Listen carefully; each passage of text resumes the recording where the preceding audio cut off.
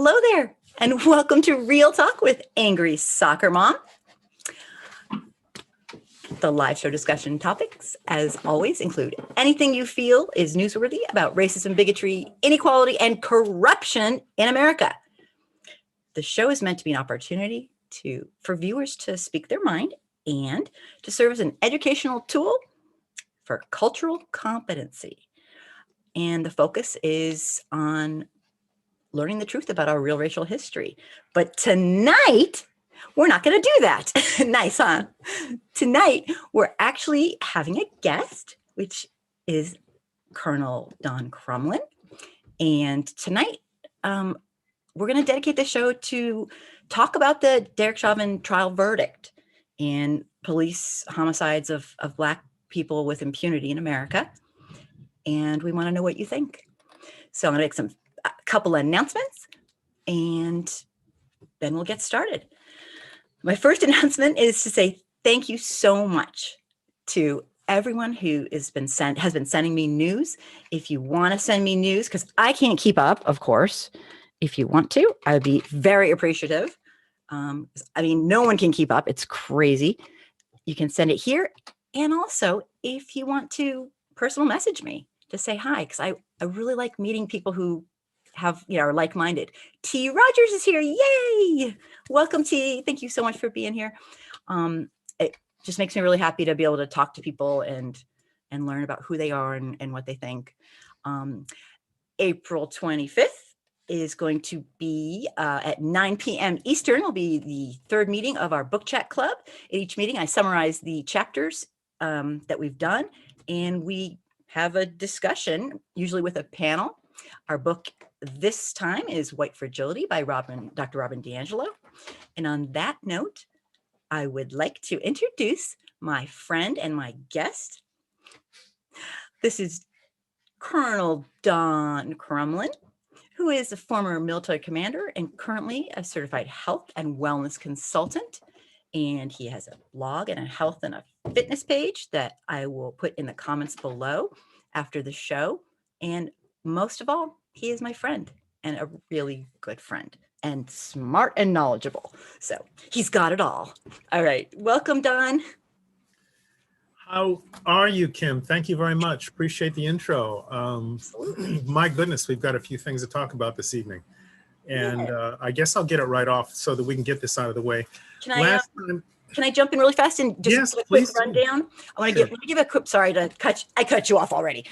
Give a quick rundown. What we're going to do is Don's going to talk a little bit about, this is the format of the show.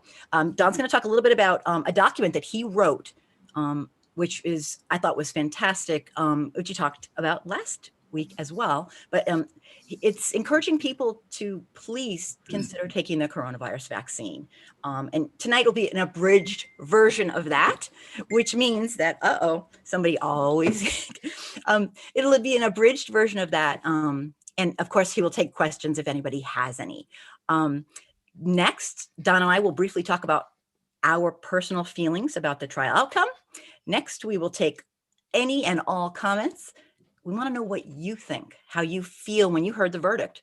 Like, we want to know. Tell us. It matters.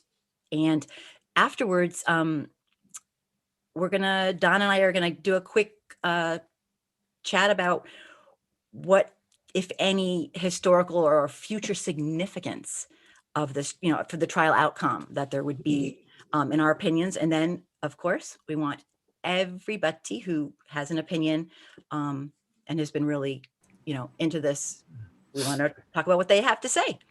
So we are going to get started with Don. Thank you. Thanks again, Kim. We covered a number of concerns regarding the vaccine. And the piece that I wrote was a message to the anti-vaxxers and the vaccine decliners. And what I went over was the rumors, the conspiracy theories. They are all been debunked. So I won't bring you back into that again. But I also wanted to encourage, because both in my personal context as well as what I have observed online, in social media, in the news, people are still hesitant or afraid or have whatever personal reason they have regarding why they are not getting vaccinated. Now, as far as most marginalized people are concerned, one of the big concerns, of course, is not trusting the system. Because of all of the negative healthcare experiences that Black people especially have experienced in this country. Some people were spreading rumors about, well, they're just using us as a lab experiment, etc. Excuse me, clear my throat here. I have done a considerable amount of research on all of those different things, and other than the wayward Johnson & Johnson thing, which is really a very statistically minute, small quantity of people that have had some blood clot issues with that.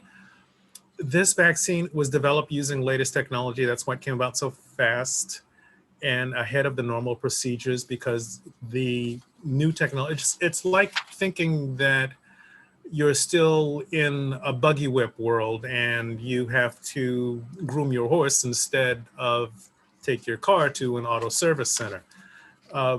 The technology has become much more advanced in this area, and that's why they were able to develop it so fast. The conspiracy theories about it being something that was developed in a lab that got out of control, that's totally untrue. That's been debunked. That did not happen. It didn't develop that way. The drug manufacturers being guilty of doing some nefarious things in the past, yes, that has happened. They have not been fully upfront about that. The governing agencies, the watchdog agencies have. However, this process came about from the scientists developing the formula independently of the pharmaceutical labs and then handing it over to them for production and distribution. So that's how we got to this point. So the last thing that I wrote, which seems to be the biggest hangup as to people saying, well, if I simply decline, how is that harming anybody? And I'm going to describe to you, I'm going to reread the last paragraph so that you hopefully will have an understanding of why that is harmful to both you and everyone in the community that you care about, and why it is important for as many people as possible to get as close as possible to 100% vaccination as we possibly can. So the question, okay, I understand all of the above, but I'm still worried for whatever reason. Why must I get the vaccine? Answer, because we've already had 4 waves, new runaway infectious events, due to the fact that, like all living organisms, the virus' primary mission is to survive. And as it feels itself being reduced by having fewer hosts, it mutates into a stronger, more vaccine-resistant version of itself. So here's what's already happening. New super mutations have sprung up in both Europe, UK, South Africa, Brazil. These versions are more contagious, more deadly, and move faster than the original. So the current vaccine gives us a 90 to 95% protection against COVID-19, but each successive mutation reduces our protection by approximately 20%. So that a vaccinated person has only a 70% protection against the current super mutation. However, as non-vaccinated people continue to be hosts, the virus will continue to mutate, and the next version will be so deadly that vaccinated people will have another 20% drop to 50% protection, and so on, which will require stronger and different vaccines. The virus can mutate much faster than the scientists can keep up or catch up until it eventually wins and we cease to exist. So we must neutralize it as soon as possible, and our best chance to prevent doomsday from happening and full population vaccination, and that is our best defense to accomplish this goal. So hopefully everybody understand that really is important, and it really is vital.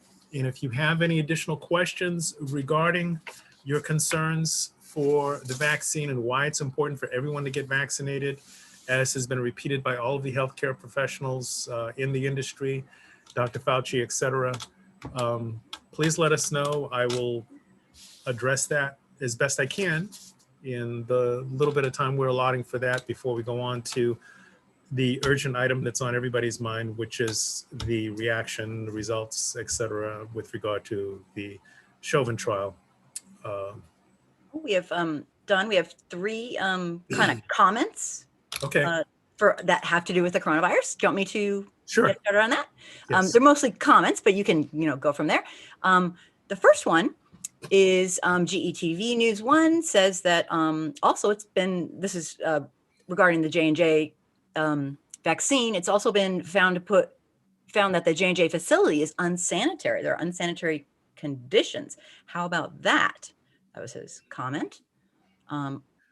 I don't have any instant information regarding that, other than the fact that Johnson & Johnson is, like all the rest, required to maintain the industry standard with regard to everything having to do with sanitation, prevention of erroneous materials getting into their process, etc. All of those things are standard industry requirements that under the previous administration had been laxed, but have been reinstated by the current administration. So in order to qualify to be a provider of this vaccine, they were supposed to go through the vetting that said that they had brought their facilities, standards, et cetera, up to the current standard.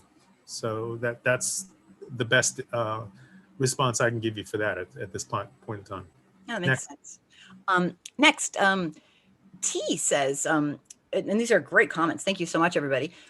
If we don't get this virus under control, well, first of all, wait, I got to start with the first one.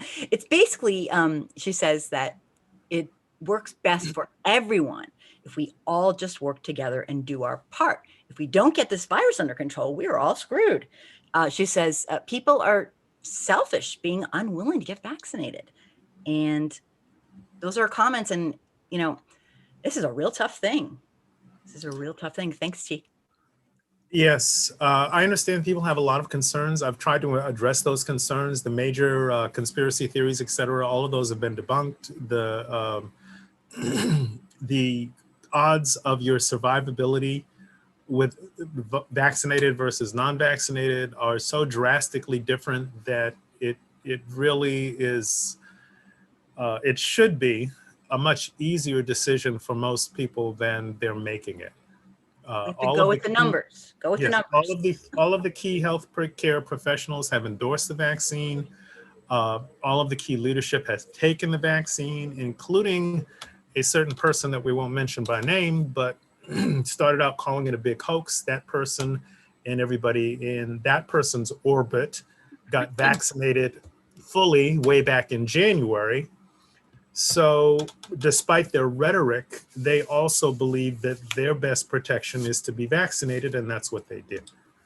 So every key VIP, et cetera, has stepped forward and gotten vaccinated that is knowledgeable enough to understand the balance of do or don't. And we have one more question from Nails and Glitter, which I'm thrilled she's here. It's a comment, really.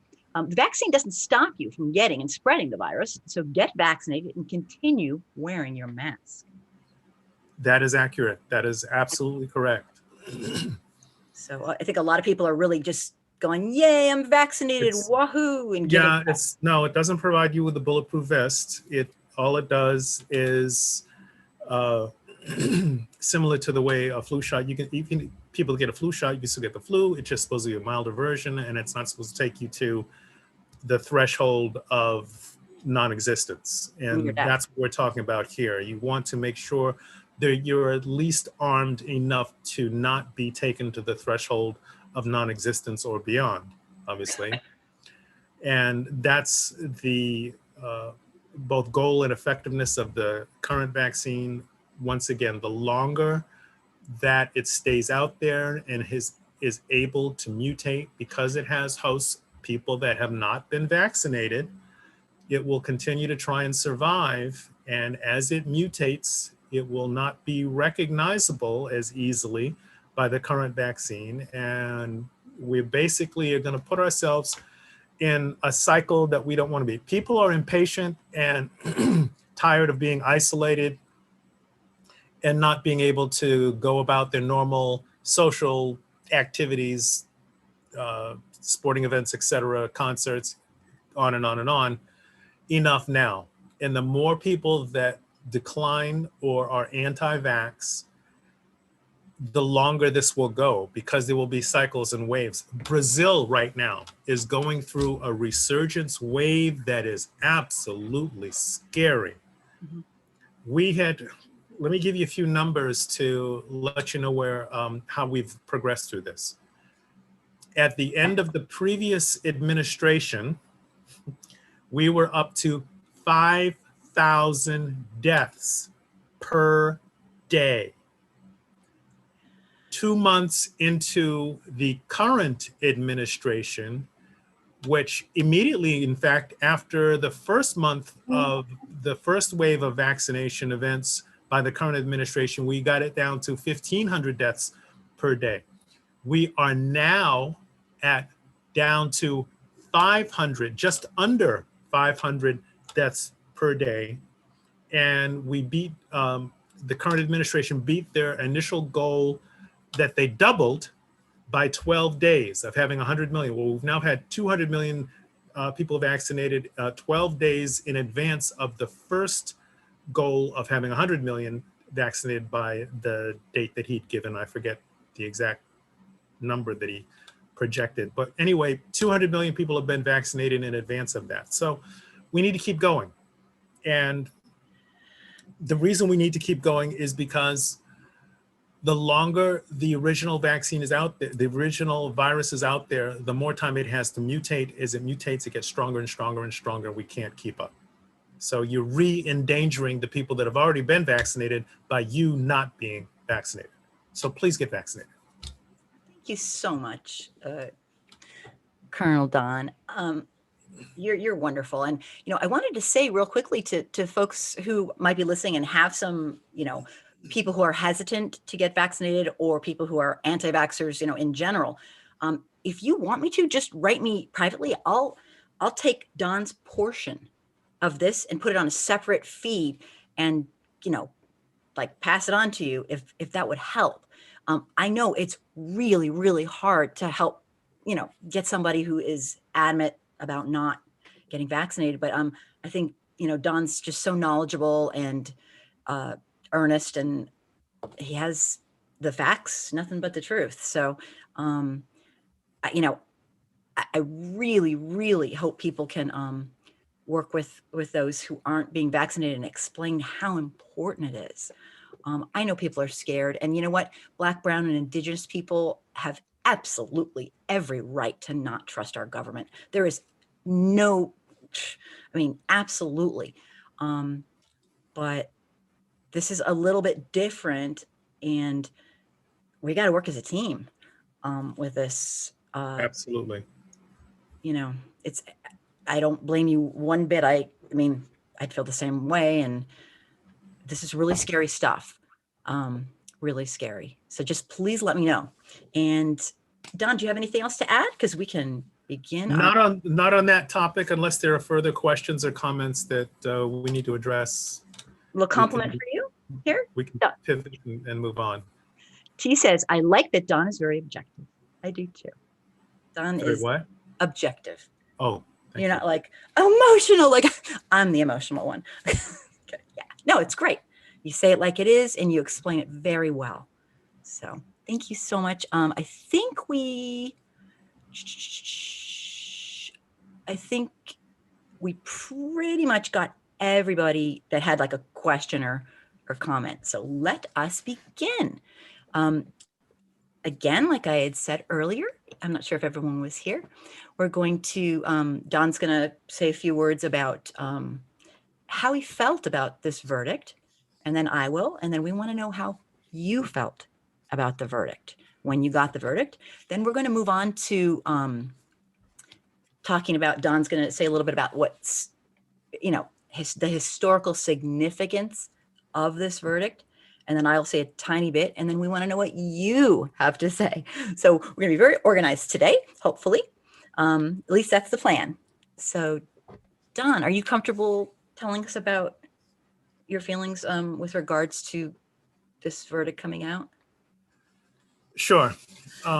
Like so many, like so many of you out there, I was very anxious, and pretty much everybody, the entire nation was anxious regarding the verdict, whichever way they were interpreting the information that was presented and how it was processed and how the legal system progressed through the evidence that was presented and evaluated by the jury and came back with their verdict.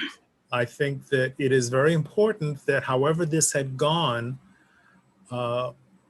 traditionally, even though we've had some significant speed bumps in the criminal justice system, we were all having our fingers crossed, our prayers up, etc., with regard to hoping that we got a legitimate justice system outcome that was truly fairly evaluating what was presented and in accordance with the guidance of the legal system processed through to whatever the outcome was to be.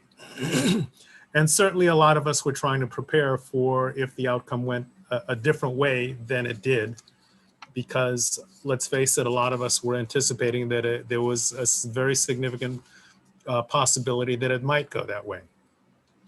I know that I heard an extremely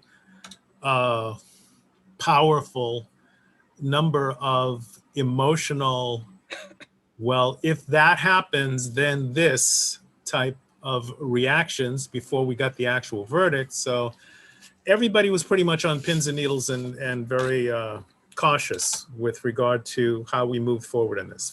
So finally, the verdict came out. I was as much relieved as anything else. I was surprised that all three were, not because he wasn't certainly culpable and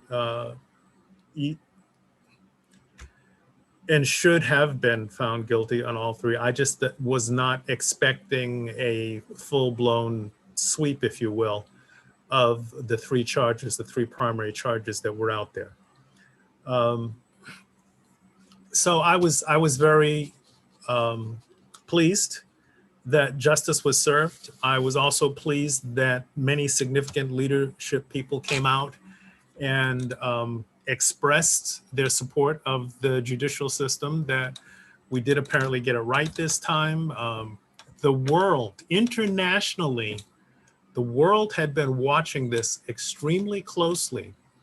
And let's face it, many of the international observers were very concerned for a lot of the same reasons that we were, and were bracing themselves also for a potential result that might have gone totally differently from how it actually did. So I think President Biden was very, it was very good of him to bring out the fact that the international community was watching and that they were very much hoping for the verdict that actually came out. And that's another thing that I think is important to take note of. As we are in these times that are so conflicted and so divided, and there seems to be in the minds of a lot of people a political spin to almost everything, it needs to be, it cannot be overstated, I would like to say, that the international community that does not have a political horse in this race was also looking on the side of righteous justice being performed and exhibited by what is allegedly and historically, other than a brief period that we won't mention, a leader in the fairness in applied justice of what model the judicial system presents to the rest of the world. We are not in isolation. We are not either economically or information-wise or socially, with all of the travel that people do in the international business and international social interactions that we have. this stuff doesn't happen in a vacuum.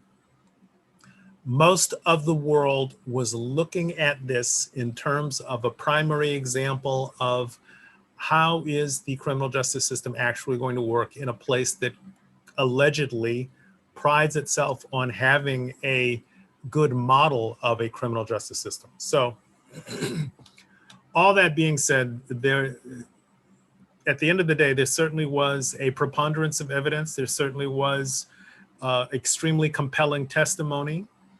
There was certainly the indisputable video evidence that did not have a side to take. It just presented what you see. The forensic analysis of everything, even though there were some contentious arguments against some of it, it was still pretty preponderous and effective in making the point that but for the actions of a singular person, there's certainly no reason for Mr. Floyd to have gone room temperature other than the intervention of this person that was doing bad things. And that's as far as I want to go with this particular part. Kim, you go ahead and weigh in with, I know you have a lot of thoughts and things. I always to do. contribute. So please do that, and I can comment more later, but in the back and forth there, your turn, ma'am. Okay, thank you, sir. You know I have opinions. I try hard to stay in my own lane because there are some opinions that are just, quite frankly, not for me to say. I have feelings as everyone else does, and this was obviously very emotional. So I'll speak a little bit about me personally, which is not really considered a best practice, but I want people to know that this is huge. I might not be as positive as Don comes across or as objective, but that's me.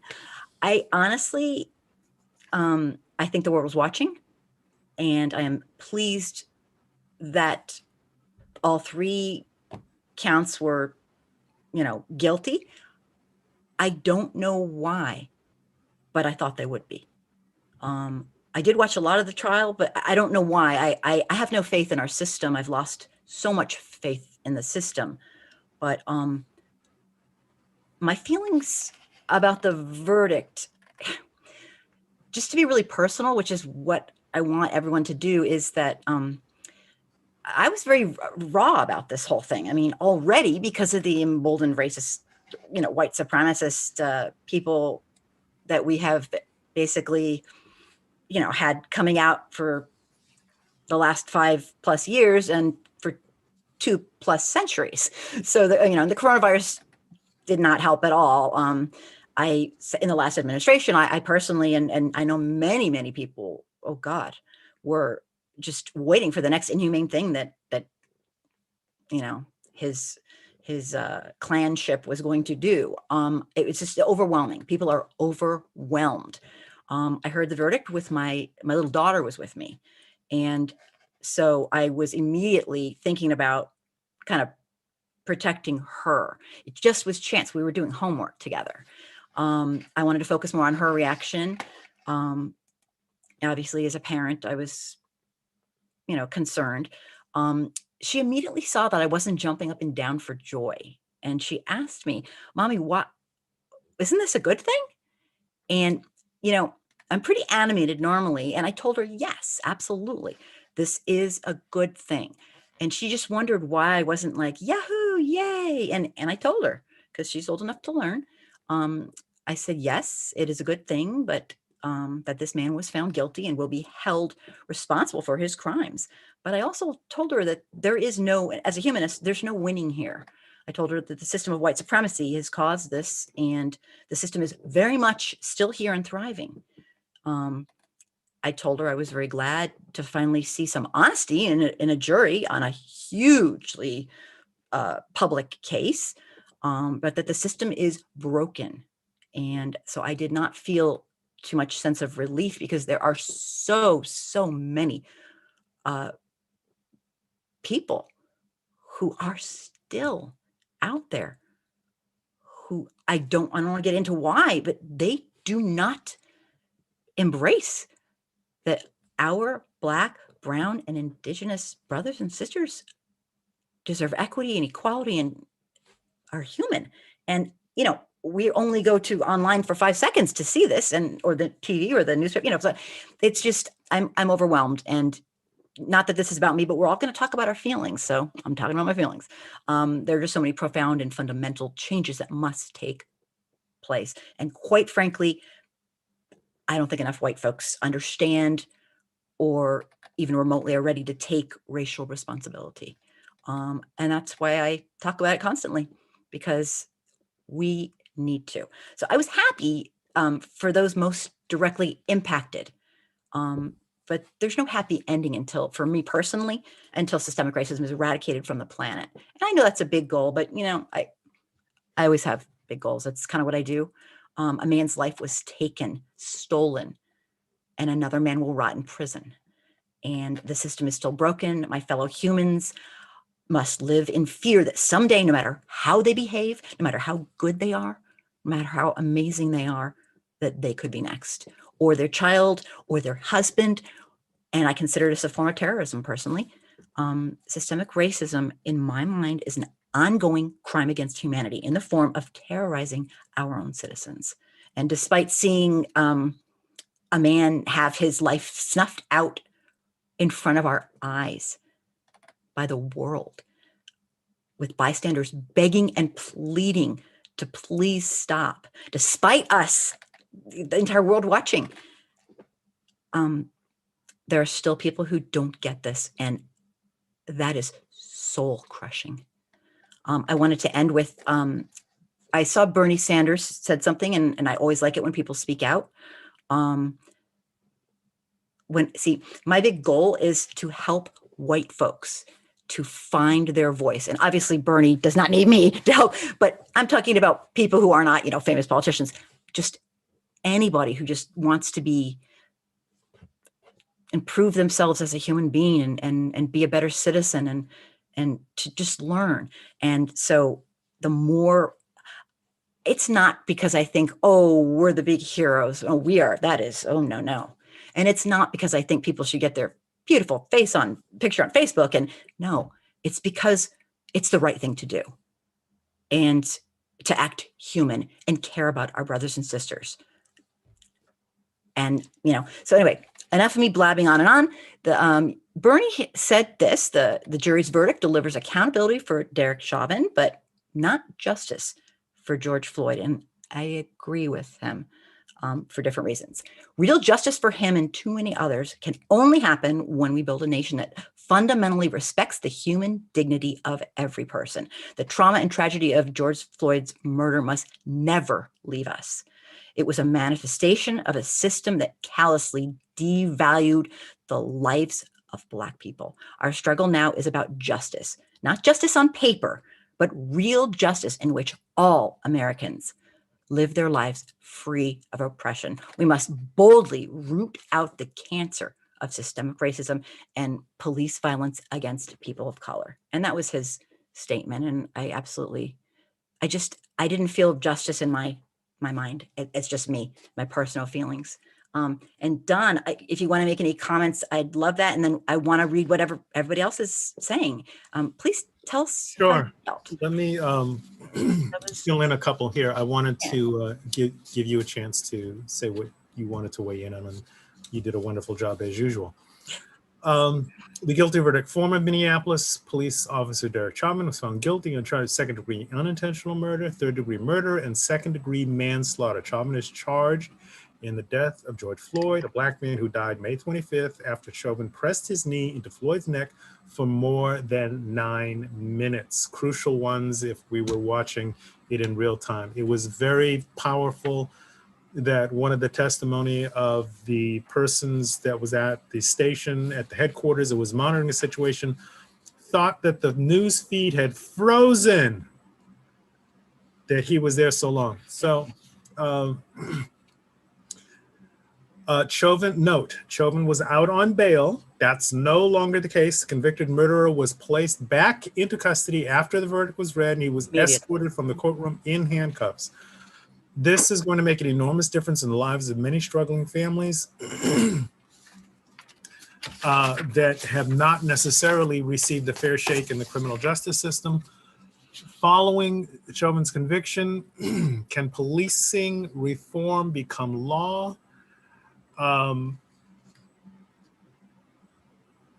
President Biden described the guilty verdict as a step forward. He added that the United States still has work to do to address issues of systemic racism, including in law enforcement. It is noted today that the Justice Department announced that they're doing an investigation of the Minneapolis Police Department. That obviously would have never happened under the previous administration. Looking ahead, the president added, we can't leave this moment or look away thinking our work is done. And that is a very key statement on his part.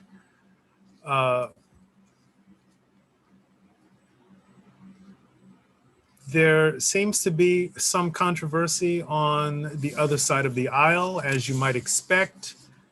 I've seen both some encouraging and some very discouraging comments from that side of the aisle. These comments might actually surprise you. There were certain Republican lawmakers that offered praise for the U.S. justice system after Minneapolis police officer Derek Chauvin was found guilty. GOP members of Congress joined their Democratic colleagues in expressing largely positive reactions to the jury's decision to convict Chauvin of second-degree unintentional murder, third-degree murder, and second-degree manslaughter. Many also urged Americans to separate Chauvin's actions from the actions of other law enforcement officers and the justice system in general. You and I had a previous discussion. We will talk about the follow-on that later on after the primary discussion. But that is a key point for people to keep in the back of their mind. We're going to circle around back to that particular point and discuss that in a little extra detail later on. Want to get the key issues out on the table now. Senator Tim Scott, who people may be familiar with, the senator from South Carolina, the only African-American Republican senator, said, surprisingly, he said, there is no doubt in my mind that the jury reached the right verdict. While this outcome should give us renewed confidence in the integrity of our justice system, we know there is work to be done to ensure the bad apples, there's that example again, do not define all officers. We must all come together to help repair the tenuous relationship between law enforcement and Black and minority Americans. Senator Rob Portman of Ohio, George Floyd's death was tragic and should never happen to anyone in America. I'm grateful today that justice appears to be served as we await sentencing. These are Republican people that I'm quoting now. Representative Maria Elvira Salazar of Florida. Today, the American judicial system worked once again. Derek Chauvin was held accountable for the murder of George Floyd. No man or woman is above the law ever. Tonight, I pray for the Floyd family. We must continue to fix injustices in society. So I don't know if these folks stumbled into some truth serum or whatever, but I was pleasantly surprised that little poetic justice could be going on here. Our good friend, Representative Jim Jordan of Ohio, oh boy, he said the justice system works. He didn't say much other than that, and he would not, because the justice system may be having him in their sights in the not too distant future. But anyway, I read those because I was a little surprised that we had heard from the negative side, the extreme side of the red side of the aisle, where a Republican candidate running for governor in that state said she was disgusted by the verdict. So she clearly disagreed. There have been other hard right people that have also had made some very ugly comments about the verdict. I'm not going to honor them with repeating what they said, other than to let you know that that is a fair assessment of what I would call them in terms of the comments that they made. Kim, you will go ahead with your comments on this particular section before we go into the last section. Yep, sounds great. I want to, and next I'm going to read some comments. So please, if you have something to say, let us know how you feel, and how you felt about the verdict. It's kind of interesting. I don't know if I'm just jaded beyond human understanding, but I think that's lovely that some of the Republican folks decided to reach out with a comment. But personally, they get no credit from me. Acting human is a minimal requirement, minimal, and too little, too late for me. It's lovely, it's great, but I'm sorry. It's like apologizing for doing something racist. You don't apologize. There's no, I'm sorry. You cannot apologize for how you feel, how you think, and what you say. They are all connected. You show the world and your constituency how sorry you are by your behavior over time for the rest of your life. There's no, I'm just, it might sound extreme, but no. I watch behavior over time, and that is how I judge. And talk's cheap. I'm really disappointed in obviously the Republicans. I get it. They had to do what they had to do, but as a person who's very, very focused on personal integrity, these people have to be the best of the best, and they're not. That being said, I will stop my sermon and let us check out what people watching had to say. I'll start at the top. I'll read every one that I believe is, talking about people's feelings. First of all, this is how people feel, and putting it out there. Nails and Glitter says, verdict schmurdick. What's the sentence? People want to know what the sentence is. And I think that's going to be a whole nother traumatic. People are triggered and traumatized by this, understandably so. I Am Legend says he needs 30 years. Go ahead, Don. Sorry to. No, that's okay. I wanted to finish that. Yeah. I just wanted to have a chance to weigh in on that comment, in that the sentencing guidelines, you and I talked about this in pre-show. The sentencing guidelines are very, they're fairly explicit, and the judges are pretty much held to be in line with the standards that are set, so that someone sentenced for the same crime in one part of the state pretty much gets the same type of consideration and treatment in another part of the state. An extenuating circumstance would be, for example, the abuse of power and authority, the fact that this murder took place in front of minors, that there were other officers in presence that could have and should have made at least comments, a moderation,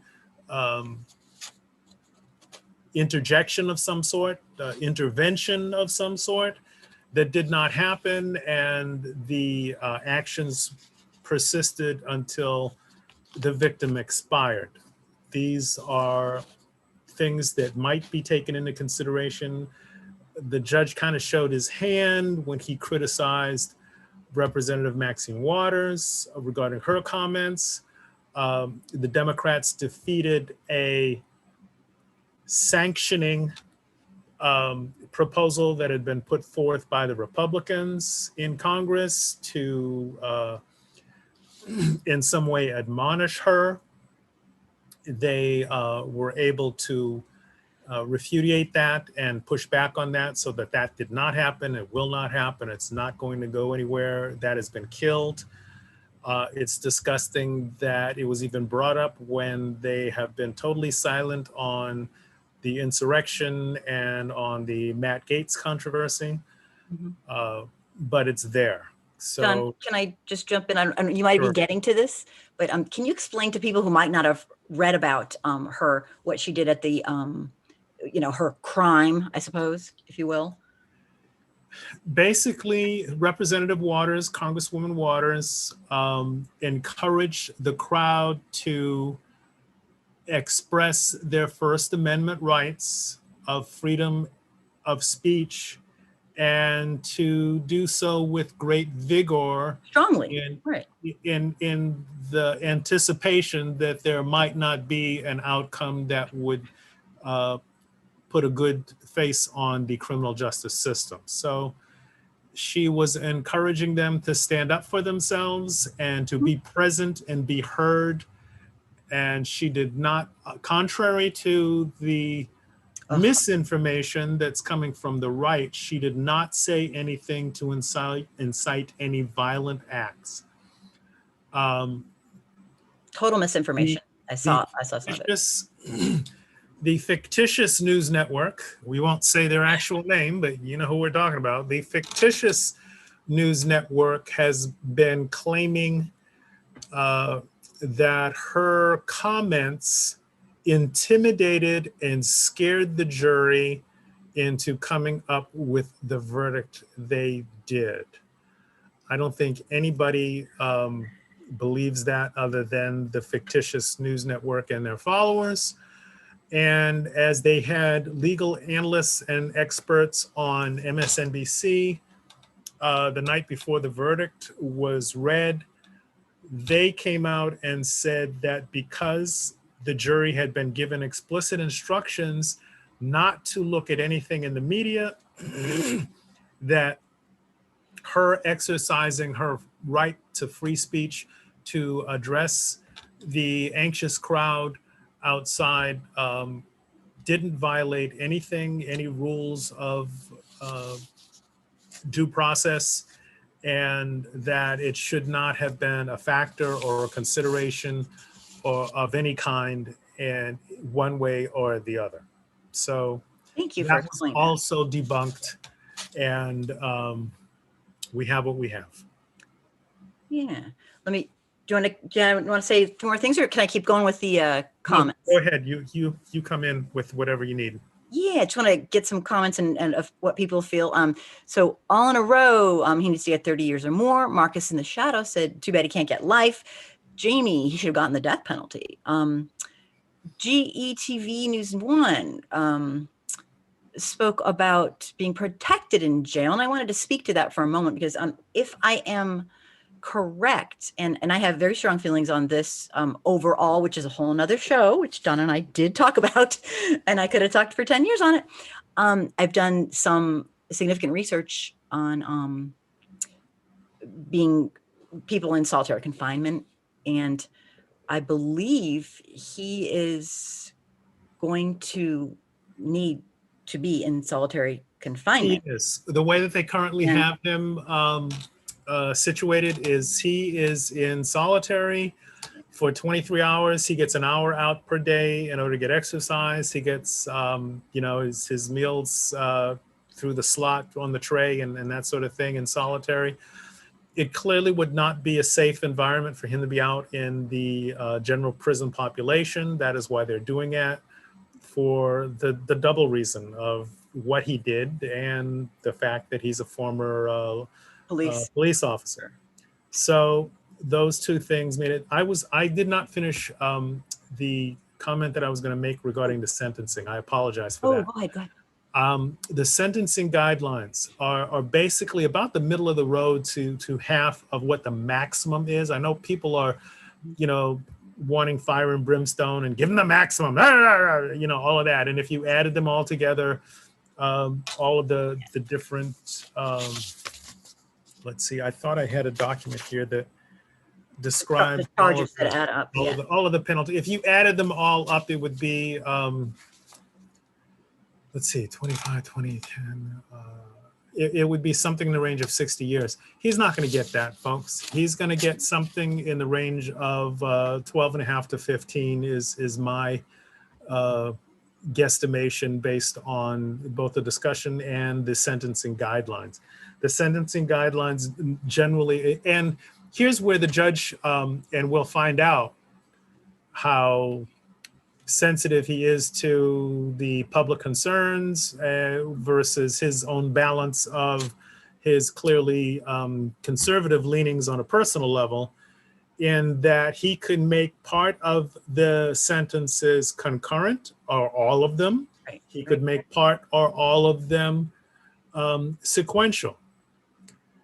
My guesstimation is if he is a really fair judge, he will probably make 2 of the sentences concurrent, meaning they run together, and 1 sequential, so that it would run after the completion of the 2 that run concurrently. I don't know which 2, I don't know what mix he could do. Right. He has full flexibility to do any mix of that he wants. He has full flexibility to make them all concurrent so that it could add up to about the 60, or sequential to add up, let's say, or make them all concurrent so that they would all be served in the 12 to 15. I think that would make a lot of people upset, but he has the authority and the jurisdiction to be able to do that. So my guess is that he might make 2 of them concurrent and 1 of them sequential, so that it would start at the end of the serving of the 2 that he made concurrent. That's just my personal guess as to how, and by the way, there is precedent for that. The reason I'm saying that is that if he is truly following the guidelines that are there for the judicial system, that is approximately what normally happens in a case similar to this. So we'll wait and see. Yeah, I wonder, and this is just a quick, comment to you or a question. I know I was highly impacted personally by the people who are bystanders begging and pleading. And I wonder if that will be special circumstances factored in or not. I don't know enough about the law, and I certainly don't know this judge, but I know personally that this was not in a vacuum alone. Like, what? Huh? I mean, he had people surrounding him, begging him to stop. And, maybe that's a bit of an emotional thing on my part, but I wonder if that would be factored in. I'm just curious. In the analysis that I just gave, unfortunately, it will probably not be a mitigating factor. The 2 factors, the 2 main legal system factors that may come to play are that does feed off, one of them feeds off of what you just said, but not in the way that you described it, that there were minors present watching this basic execution in real time, in real life, up close and personal. And a little girl testified, a little minor actually testified. Because she was there and because she saw the whole thing go down, that is a mitigating factor. And the fact that he is a police officer that was clearly abusing his authority in the perpetuation of his non-duty duties. Even though he claimed he was doing his job, he was not really doing his job. A job, but not his. He was doing bad things while pretending to be doing his job. And that is a mitigating factor, because despite all of the noise, all the background noise that the defense threw up, he was supposed to know better. There was clear testimony from several police officers, including his supervisor, his bosses, etc., his co-workers, that this was outside of the bounds of taught and encouraged police procedure. There was the inconsistency the total flat out lie that were in the formal report that was submitted and signed by him, that explained that it basically blamed George Floyd for his own demise, and other mitigating. I won't go into that because it's kind of painful to retrace the steps of the fact is he lied in the report. He abused his authority as a police officer. The crime was committed right in live, real time in front of minors. Those are the three factors that the judge, should he choose, can either bring into as extenuating circumstances, or he can totally leave out and not consider them as extenuating circumstances. So once again, he has a lot of flexibility to Subjectivity do that. involved. Yeah, he has a lot of flexibility to do that, to either bring them in or leave them out. And the same way with the guidelines on the sentencing that I just described, as far as how much is sequential, how much is concurrent, he has a lot of flexibility with regard to those two things. Next question. Yeah, I wanted to just, and I'm so naughty, I'm just going to jump in, and then I will get right back to your comments. I'm not trying to take over here. One of the things that bothered me the most, from what I watched of the trial, was when they tried to blame the crowd. They tried to blame the crowd as a threat to Chauvin, and that he had to, I mean, they were trying a lot of things. I mean, understandably so. I mean, because they had nothing. We saw what happened. But I was wondering if anybody who's watching right now, or if you remember, I never saw the cross of that.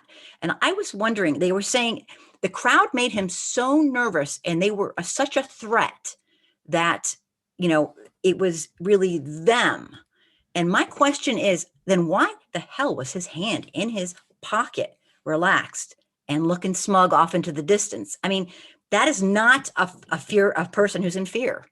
You put, you know, as a martial artist, Colonel Crumlin, I mean, hello, you don't, that is the last thing you do, is stick your hands in their back. You know, anyway, I just thought I would point out that I don't know that that was ever brought up, but that really irked me.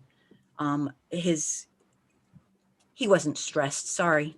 Yeah, I considered that to be distraction noise, grasping at straws to try and come up with anything and everything that they could throw anything out there. They would hopefully, it would stick in some way, shape, or form to try and mitigate the disaster of a weak defense for the really defenseless actions. Absolutely. All right. Should I keep going on the wonderful Sure, comments from sure, people watching? GETV said about being protected in jail. I did not get to finish on my other comment, just really quickly. The stuff I've done research on is solitary confinement, and it is a form of torture.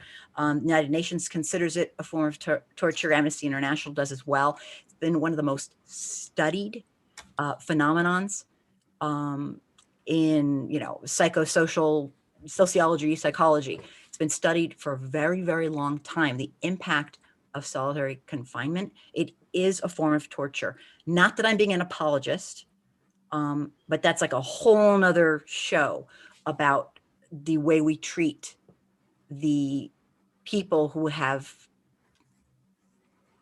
basically the lowest folks in our society who have done heinous, heinous acts.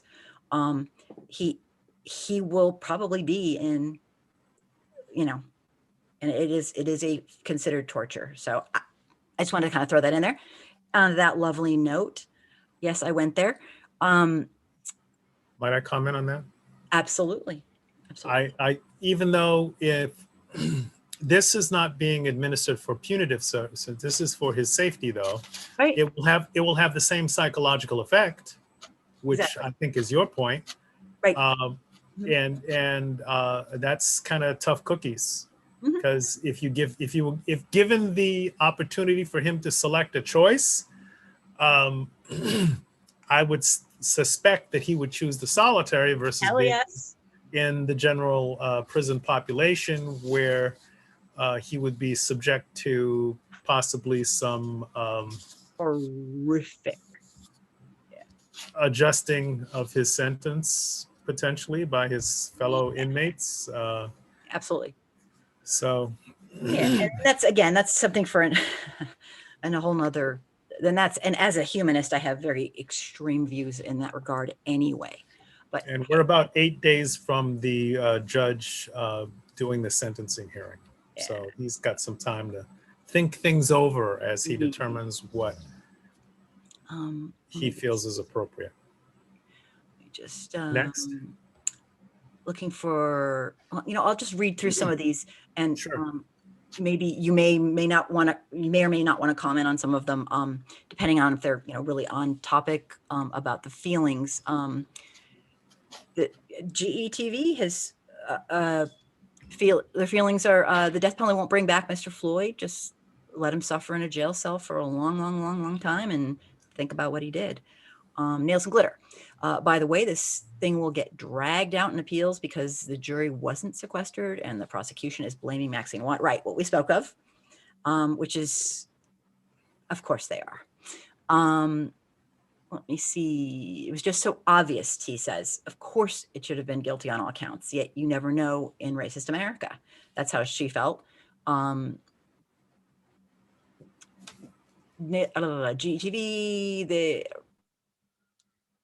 I'm not 100% sure were they going to do anything even without, what are they going to do without, they were going to do that anyway since the jury wasn't sequestered. I'm not 100% sure if I'm reading that right. It's not unusual for a jury to not be sequestered. Yeah. Especially because A, the expense, and B, the nature of the pandemic situation that we have going on right now. No one wants to make them any more uncomfortable. They had orders not to pay any attention to the media.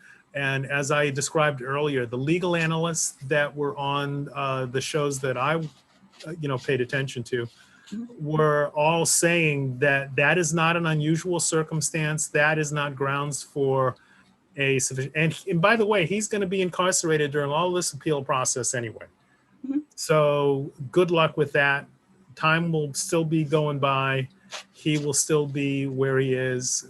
It's extremely doubtful that because there was apparently unanimous verdict by the jurors on all 3 counts, it's going to be very difficult for him to appeal this out because each count has to be addressed individually in the appeal process. It's not like, here you go, pushing all my cards into the middle of the table and let's knock all of this out in one appeal. It doesn't work that way. Mm-hmm. We have lots and lots of comments. Let me just see. It is very hard for me to decipher which ones are feeling comments. I'm going to just read them through, hopefully, and please jump right in, Don, if you want to say something. Sure. Because I'm going to really go through these. Let me see. People are talking about the other murders that took place during and after the verdict, during the trial and after the verdict. This is not, I mean, we'll talk later about the significance of this, but boy, it's a big nation and we have had this problem for quite some time. Right. Stevie G says something very, very important. Lynching hasn't increased. It's cell phone cameras have. Nothing's changed. And I think that's really important if there are white folks watching who are kind of new to this. I think you meant to say decreased.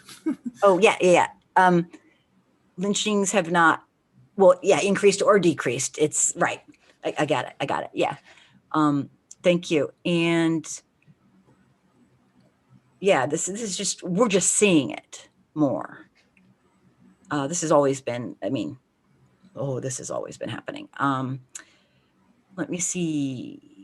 It's also interesting to me, says T, that in order to ignore the obvious, George Floyd's flaws were on trial here. Never mind that he was a human being. Yeah, that was a very, very tough thing to handle. Black people are always killed twice. when it has to Yes, be. yes, they are. The victim was on trial Absolutely. as much as the defendant, and that's not how it's supposed to go. Uh, this is one thing that's good about that, is that that will count against them in their appeal process. They did everything they could to dirty up the victim. And normally that's not allowed. This judge allowed all of that to go on. There's supposed to be certain limitations about that. There are normally, in many instances, even judges that will admonish the side that is trying to uh, try the victim instead of the defendant. And it's a disgusting part of the process that goes on. But when you don't have anything else in order to prop up your defense, Right. that's character assassination, etc. All of those things are what are left on the table. Very, So I very think common. that So pathetic. as horrific as it was for us to suffer through seeing and listening to all of that and watching it, it's part of what will help deny certain elements, depending on how it's presented, of any appeal that comes afterward, because of the fact that that behavior was outside of the fairness that is supposed to occur in a trial like that. Excellent information. Thank you, Don. Nails and Glitter says America requires we blame the victim for their own. Absolutely. The GTV, exactly. The defense wants to character assassinate Mr. Floyd. That is what they do to win a case for cops. Right, GTV, as if by his character, he was the cause of his own murder. It's uneffing believable. Dave says, I was glad to hear that some Republicans were pleased by the jury coming back with the right decision. Ted Cruz certainly thought the jury got it wrong, as well as Looney Tooney DeSantis in Florida. T. Rogers says, I really hate the bad apple narrative. The entire system is the problem that needs to be addressed. These guys are trained subconsciously due to the history of systemic racism to kill Black people. Absolutely. Remember, jump in anytime. I'm just going to run through these. Nails and Glitter. If you are Black in America, you can't have character. And you stay in America by reminding white people about slavery. How dare us? This is Marcus in the Shadows. Disgusted by the verdict? Wow. People are wondering how much time he should get, which we already discussed. Let me just go on. That's correct. GETV, you agreed with me. Oh my goodness. Thank you. I'm just playing with you. That's correct. There's no more talk. Actions needed for the future of society. I'll assume that was what I said. I'm just playing. If the Nails and Glitter, this is how she feels. Right. If the judge says served 3 sentences concurrently, I'm moving. Yeah, it's just people are overbaked. They are done. They are through. It's how long, and I'll say it one time, then I'll go right back to how long do people wait patiently? How many days, weeks, months, years, decades, centuries, not to get more than what everyone else has, just to be included in the Constitution as a freaking human being with equity? You tell me, because this is just over the top. Okay, I promised I was going to do a rant. I promised. Okay, sorry, Don, it slipped. No, I totally agree. It's enraging. I was going to mention that this brought up for me when I was a little kid and didn't understand what was going on, and my brother and sister were going off to civil rights marches and that sort of thing. These are the exact same discussions, arguments, etc. If not now, when, how long, all of these kicking the can down the road arguments. I'm sorry, they don't work. They're null and void as far as we should be concerned as a society, because just as you articulated, this has gone on way too long. I mean, There are folks like, Richard Pryor, Fred Sanford, Red Fox, made jokes about this sort of thing, and they've been dead for many years. They've all been dead for many. That's how long this has all been going on. Someone posted, and in fact, I posted it on one of my sites the other day, a picture from 55 years ago complaining about stop police violence against minorities. Stop them from killing. This has been going on forever. And instead of getting better, it's getting worse. The oath takers, is that what they call themselves? The Proud Boys, all those kind of, the KKK, the white supremacist militias, all of these people have figured out a way to go under the radar and infiltrate military and police organizations. Every facet of every system in the United States. Every facet of every system, in order to get the combat training to be efficient killers and to try to hide it as best they can. They share things. They have found that on social networks, people that were found as they investigated to be off-duty law enforcement and military people are participating heavily in white supremacist organizations. Yep, absolutely. And I was in Facebook jail for posting a photo that showed an African-American family, the entire family, hanging from trees because the adults in the family voted. mm-hmm. So when I hear commentary and complaints about from majority people that minority folks are overreacting or doing bad things with it, Minority Leader Kevin McCarthy filed his own motion calling for the censure of Maxine Waters. Here's his quote: BLM has now proven itself to be the most powerful domestic terrorist organization. Now, there's never been a BLM person carrying a weapon. And yet, KKK, for, we can legitimately say, more than a century. Oh, absolutely. More than a century has done actual violence, murders, etc., and is behind the America First movement. That's been totally exposed and debunked. Hopefully most people are aware of that. And right, what that means, America First, it means, hi, I'm a racist piece of shit, basically, but sorry. Just well, yeah. I can say that. It's on the front and back of the Nazi. A Ku Klux Klan coin that was developed back in the turn of the century from the 19th to the 20th century. So back when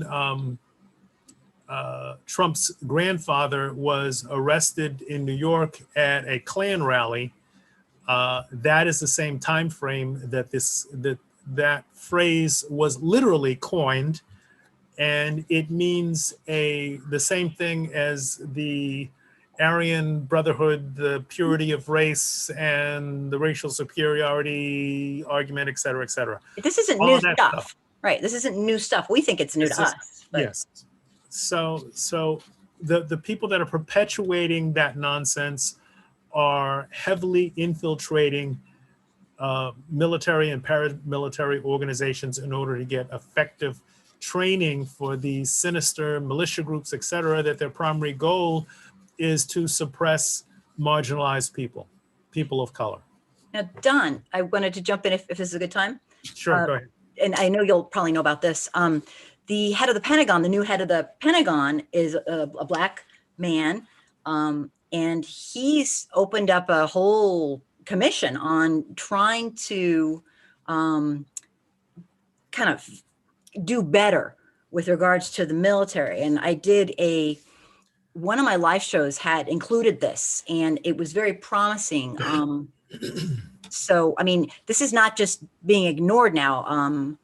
Yes, he's men a fighting, retired general officer, and he yeah, has witnessed and experienced firsthand the racism that's in the military, and he has formed a commission in order to weed out the ones that are retrainable and retrain the ones that are salvageable, and to establish both the culture and the foundation of the military as an organization that is totally intolerant of that kind of thing.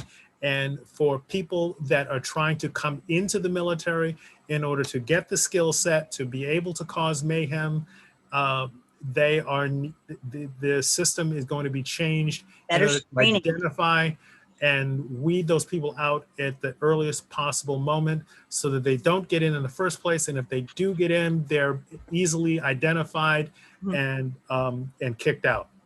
Yeah, and I mean, now with social media and the incredible communication technology we have, people have backgrounds. Everything you write is kept. And I think that's going to be very, very helpful. We cannot stand for this kind of behavior in our military, especially in anybody, but our military, oh my gosh.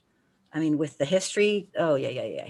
But yeah, I wanted to kind of mention that because that gave me hope.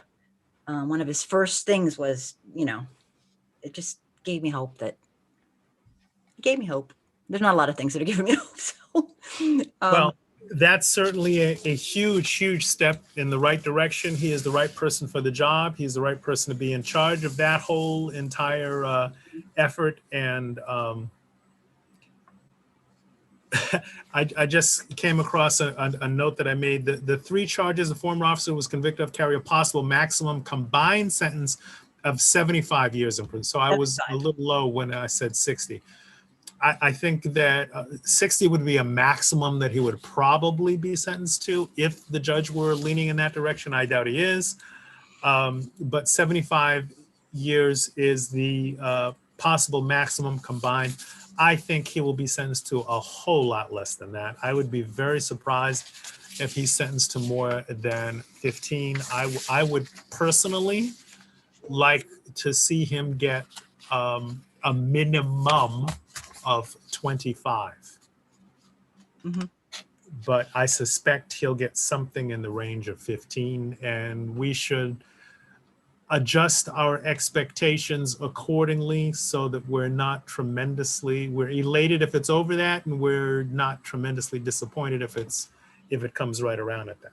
People are just so hurt. I mean, I don't know how people can. I don't know. I mean, but great points, Don.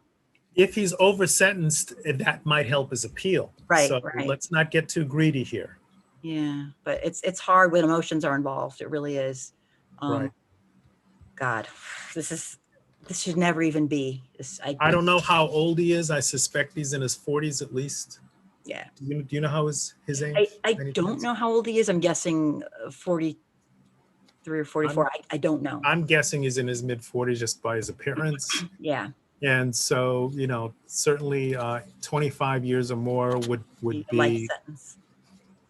Pretty close, based on, prison food and being isolated and not able to have a full existence of activity, et cetera. Yeah, he wouldn't, his survivability would be lowered by the circumstances that he will be subjected to. Yes. Absolutely. On that lovely note, my friend Ronald says, I would personally love to see Chauvin placed in the general population of whatever prison he's placed in. Then justice would be served. That probably won't happen, but it sure would be fair to me. Yeah, that's not going to happen. Marcus, Marcus in the shadow says, I totally agree. I am legend. I hope he gets many decades behind bars. GE TV points out that he will not suffer. He will not suffer. That's what he needs. Death is too easy for him, and it will not bring back Mr. Floyd, at least. He will suffer Oh, to a certain extent. Someone who's used to swaggering around as he did as a cop with a gun and a badge, for him to be isolated from oh, this friends, is, family, comforts of home, oh, he'll suffer. I mean, uh, and isolation from humanity, for his own safety, he will suffer mightily. A day will feel like a week will feel like a month will feel like a year, and so on. So he will have some attrition, for sure. let me jump in here. Harper says it wasn't justice, it was accountability. We still have a long ways to go. Will Smith said racism isn't getting worse, it's getting filmed. It's disgusting that this is what it took. I personally remember That's accurate. as a school teacher in Compton, California during the LA riots. Honestly, I really, this verdict obviously was a change, but everything in between, I really haven't been seeing it. I was barely 20 something years old. Not to tell you how old I am, because I'm pretty old, but I mean, I was pretty damn young, and I haven't seen, not even remotely. I expected us to continue, albeit slow as hell, not enough, but at least in the right direction. But this is just, I see you laughing over there. But yeah, so let me keep going here. Had it been a white person, the victim's flaws would not have been present. Of course. Yeah.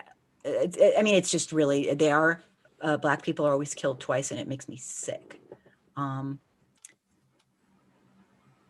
Am Legend. I love the rants. Oh, thank you. Oh my God. That's all I do. There you go. True fan. There you go. Thank you. I know, Fan. thank you. Love the rant. There you go. Marcus in the Shadows of the Bad Apple theory is, yeah, and we're going to talk about that in the next, at least I know I am. Let me see. I'm trying to grab some. So incredible. T says, I'm so incredibly disgusted by the defense. I was offended by their entire case. Let me just down here. Furthermore, there's this is going to bring the white supremacists out even more. It really isn't safe to be Black in America. It never has been. But given the situation right now, I just feel so uncomfortable. Absolutely. God, I mean, I have no words. This is sick. Let me see.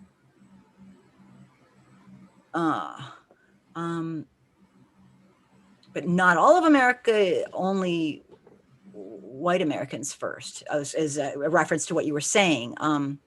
That was from Nails and Glitter. A lot of inner conversation going on here, which I'm thrilled. It is so traumatic for so many people who are Black, brown, indigenous, and of mixed heritage, and it's how much more can our fellow humans take? I just my heart is just broken for this, the people that my fellow humans. Let me keep finding. I hit the bottom. No way. And I know I did skip a couple here and there. I did the best I could in including everybody. This is, like I said to my little daughter, I'm not happy. I'm not, the whole thing is just a tragedy. It's just all a big tragedy that will never stop in my mind. And I can't imagine. I'm a white person. I can only, and I have the privilege of choosing to learn about this. I have the privilege of saying, I'm not interested. Oh, it's not my business. Da, da, da. Actually, it absolutely is our business. But I have the privilege of deciding I want to learn about this. Whereas my brothers and sisters who are Black, brown, indigenous, and other backgrounds, They don't have that privilege. They are forced to live it every day. And so I really want to point that out, the difference. I can pretend I don't know a thing while they're living it. So that is privilege. Don, I hope I didn't lose you. I do tend to rant. So I guess next we can switch gears to the significance of this verdict. And what I mean is, they say justice was served. I have a little mini rant, but Don, do you want to speak to that for a moment?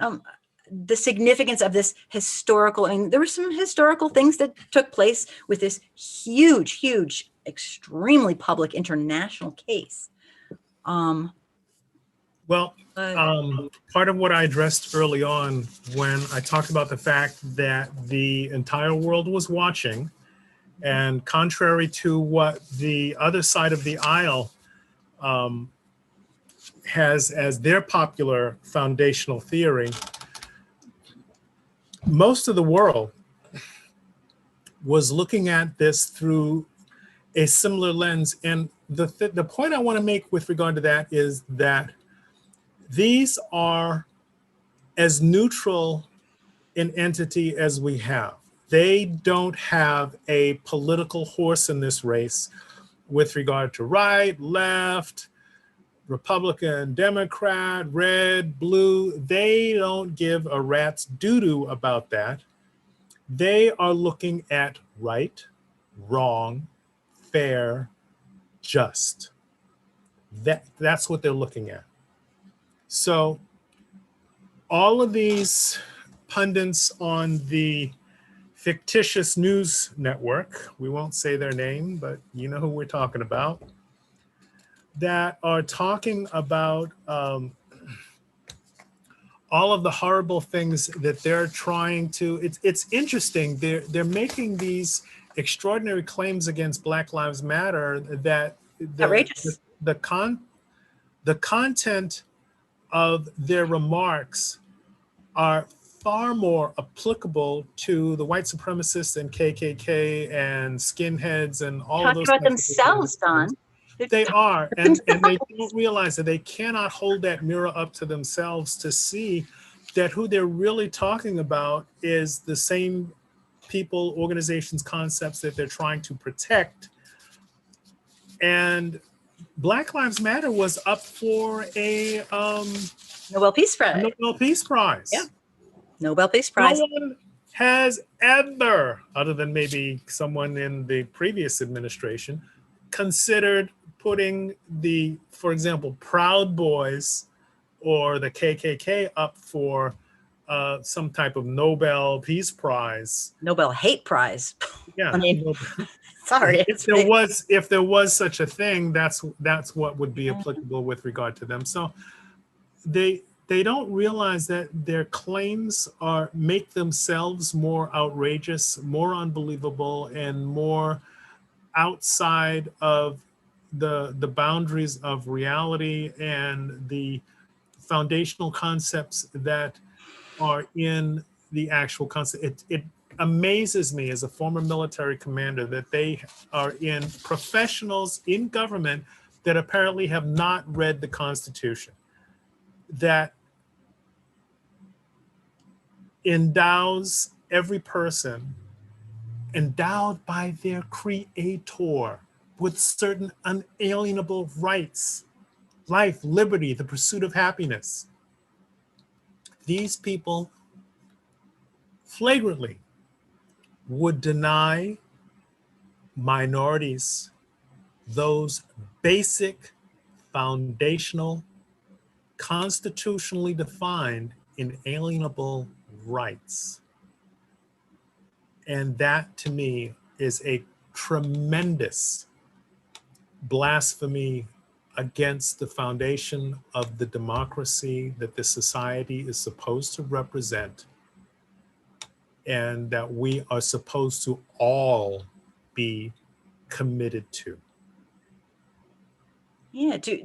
I mean, I know the president and the vice president must swear an oath to uphold the Constitution. What about As a politicians? former commander, I have administered that oath on many occasions. Many occasions. I'd say hundreds, maybe thousands of times. I have administered that very oath. And it says that I do solemnly swear and affirm that I will protect and defend the Constitution of the United States against all enemies, foreign and domestic.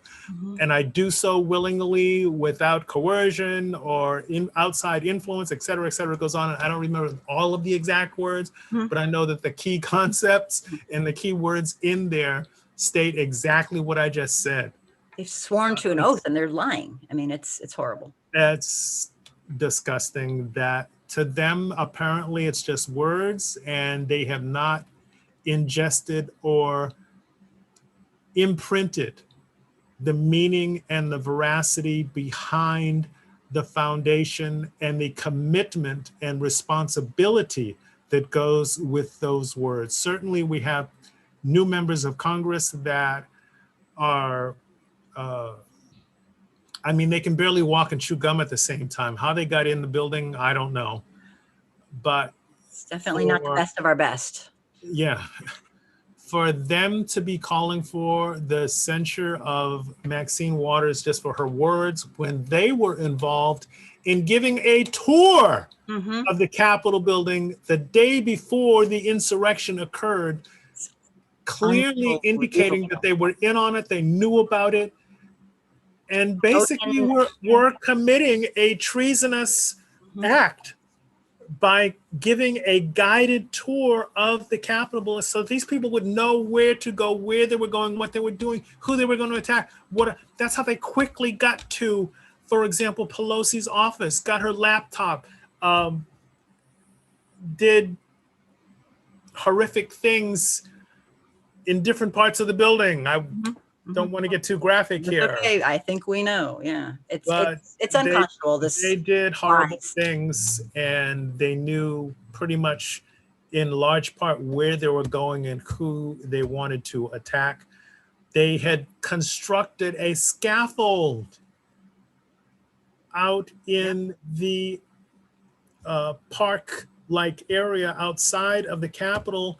They were intending to drag out the vice president and the speaker to literally lynch them on the spot. Execute them. Yep. Execute them, and it would have been a lynching. Yep. And because of the suppression of the backup and support of existing both police and military help, if they had found those individuals, it may have been too late by the time help actually arrived in order to prevent the worst case possible scenario. All because we're down a road here. I didn't mean to go down. It's okay. I guess what you thoroughly. They got all some serious because nerve. of the instigation of a certain person that thankfully is being investigated and is on the threshold of being indicted by 6 different jurisdictions. 6 different attorney generals have dissected. They have now a full copy of his tax returns. They have brought in his former fixer attorney for several consultations, the former daughter-in-law of his CFO, his chief financial officer.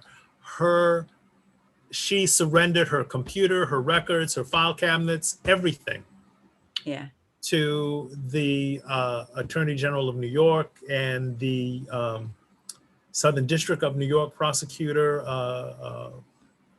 Casper Weinberg the third or whatever, that is now going through all of that stuff with a fine-tooth comb. They inspect an indictment at some point in time, and he's still out there parading about experimenting with the 2024 run. That is not going to happen. He can't afford to fix his airplane. He's buried in legal documentation. He is lawyered up against all of the charges against him. The case of the lady that accused him of rape, that even though the statute of limitations has passed on the actual rape charge, all of the material investigation has been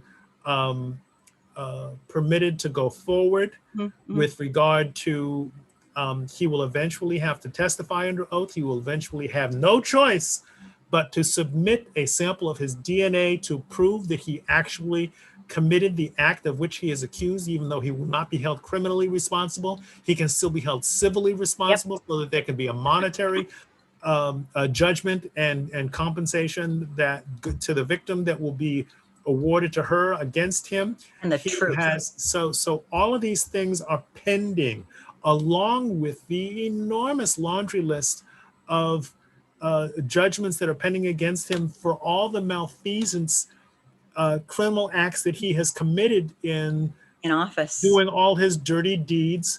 Well, before, during, and after office. Yeah. Don't forget, he still pulled off that scam where he's had to Mm-hmm. refund $122 million that he scammed from his own. It's the technical term for that is fleecing the flock, that he stole from his own supporters by the way that he configured. You know, I Check the boxes. Are you talking about that, Don? When you checked the boxes ahead of time and yeah, you checked the boxes ahead of time, yeah. and you had to aggressively read the fine print and uncheck the boxes in order to not. He took people's money. He took them to the cleaners. A person that was in a hospice. Yep. Hospice. Went bankrupt because he drained their accounts. The same dirty tricks that he got, that his organization got penalized for with the university, Trump University, and a bunch of other scams that he's pulled.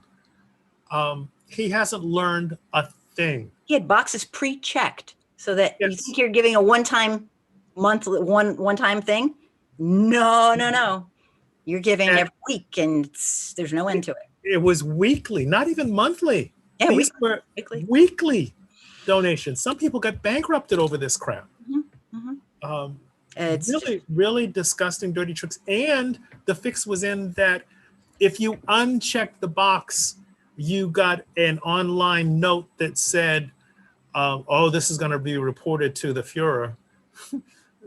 This is so criminal and so corrupt. That you're a traitorous deserter to the other side. I mean, really strong language that was meant to humiliate, degrade, and bully the person into basically giving up their life savings in order to support this extreme, monstrous, evil con man. What I was going to say is, in an old email account, I received a letter. I deleted it so fast, but it made me angry. But it's hilarious in hindsight. Also, it said an autographed MAGA hat has been reserved for you. Oh my God! And you can receive it for a nominal fee. I couldn't delete it fast enough, but in hindsight, thinking about it, I was going, OMG. These people, this is, and that's just the tip of the iceberg, because obviously I'm not in the mainstream. I didn't even know I was in a side stream of their thoughts. So think of all of the people that they're reaching. If they could send something like that to me, who can't stand the son of a gun, imagine what they're sending to their loyal constituency that has been supporting them every step of the way. My household got a letter, and I took it and I took pictures of it, and my kids surrounded it, and they're like, "Oh my God!" They were like freaking out, and we're like, "What do we do with this? What do we do with this?" You know, it's just crazy. Yeah, I got a flyer for a commemorative coin purchase. Yeah, exactly. Give me a break. I threw it away, but I do think I took a picture of it. Yeah, I took on my camera. I'm so crazy. Let me just down here. I know I see some people, talking about the Central Park 5. I did 3 extensive videos on it on my YouTube channel. If somebody is not familiar with it, I did very, very from the very beginning and told the whole story on a number of angles. So please check that out. Some videos I'm proud of and some I'm not, but those I really worked it. So do check those out. I have a couple things to say about the significance for me about this, and it might not be as nice. Again, we have our different styles and our different thoughts, but DeRay, a man who who I guess he's pretty popular because his comments are going around. He said, remember, accountability is what happens after the trauma. Justice is the idea that the trauma shouldn't exist in the first place. And that's kind of where I'm at personally. I have some very probably standards that many people would say, you know, I'm just crazy. But I truly do have high expectations for my fellow humans. And that is that we act like humans. His comment went on to say the police have already killed over 300 people in 2021. One verdict does not bring them back. The demand for justice continues. And I know some of that's pretty obvious, but I kind of related to this man. I think it's significant that police testified willingly against their own, so to speak. You know, it makes me sick that we have this, but I think the blue wall / line was broken for a minute, maybe for just a minute, maybe a split second in time, in front of the entire nation and world. But that being said, I also believe it was immediately sewn back up. My expectations are quite, you know, obviously I'm jaded. I hope corrupt police were watching carefully and shaking in their britches, because they saw people speak the truth. They saw a jury who wasn't going to put up with the BS, who weren't going to act as a collective white supremacist and an aider and abetter to lynching and the murder of our fellow human beings. And they have got to be shaking in their britches. It's a national culture that we are all aware of. The corruption, the corruption of police, this blue line / wall. Someone agrees with me. No. Yeah, so that's my chief of security in the background. She's she's very dedicated to her job, and that's why she gets the big bucks or the big biscuits, however you want to put that. Big biscuits. You know, it's appalling to me that we have this, we all know about this blue wall line that these police, you know, this is like one of their first tenets of the job. We all know about it, yet we just accept it as, I mean, not we collectively, but white folks are just, yeah, oh yeah, we know about it. It's like, what? You know, one that's been thriving for, you know, over 2 centuries. We all know the origins of the police and their culture were that of slave catchers. And I gotta say, they've been the gatekeepers of systemic racism since the beginning. Well, similar to the mafia's silence of the Cosa Nostra and the RICO laws that helped to take down that oath of silence, so to speak. Oh, that's another point. The previous administration, those personal documents of confidentiality were struck down recently by the court, saying that they were too broad and too non-specific and therefore were worthless as far as the court was concerned.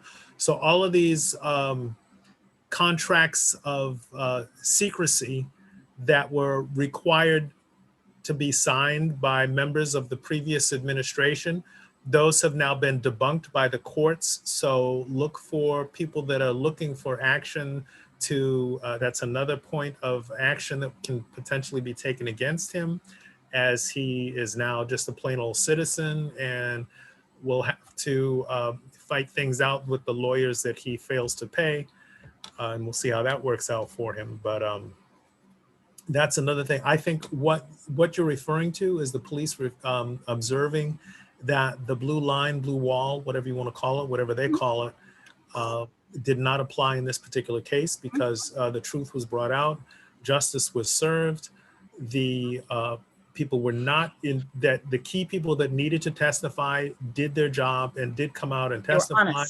Yeah. In open honesty. And I don't know how many people are shaking in their boots, but certainly a number of people that have done bad things should be a little nervous. I believe they should be. And the only thing about that is that some of them will be more guarded and more cautious with who they let in their inner circle to ensure that nobody cracks the wall of silence with regard to their particular regional organizations. But they also must be wondering, Don, who in their midst is going to take this and run with it. I totally agree. They should be, at least. I don't get these folks, but I know generally people, when they've done horrific things that they've gotten away with over time and feel that they're entitled to, when the gig's up, so that's why I keep saying, shaking in their britches, because think of all the horrific, corrupt things over the years and years and years. I don't know, this would kind of scare me, because you got to wonder, wow. And I don't know what to make of it, but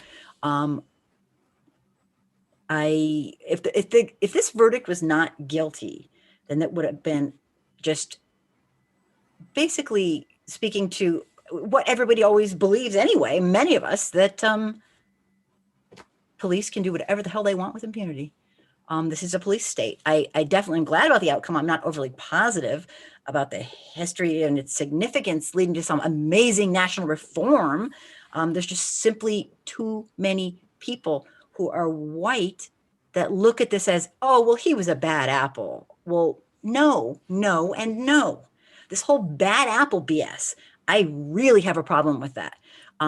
If you know the history of police, if you have had your eyes open, watching and learning, this is a culture.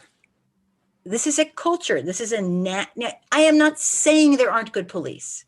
I am not saying that.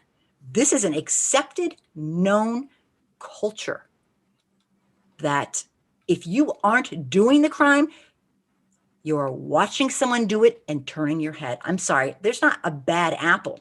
This is a corrupt system. And You made the analogy, it's not a bad apple, it's a rotten tree. It's the orchard, the whole damn orchard. I'm sorry, it's not gonna go there. We don't know our own racial history. We haven't done introspection of our own biases.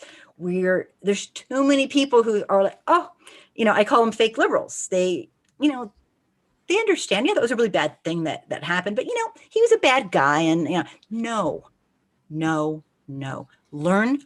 White folks need to learn our real racial history. There are too many willfully ignorant folks who have been indoctrinated into white supremacy for so long that and they're indoctrinating the next generation. So yeah, the verdict was great, but this is just the beginning. I mean, we have such a long way to go to destroy and dismantle systemic racism. So although I'm happy about this, and I know it will set, law precedents and whatnot, there's just too many white folks who just don't get it still. Speech over. That's kind of my thing. Do you want me to look and see if GETV, America needs more prevention than solutions? Well, that's how we think about it. What do you think? Nails and glitter. America falls and China takes over. No improvement, in my opinion.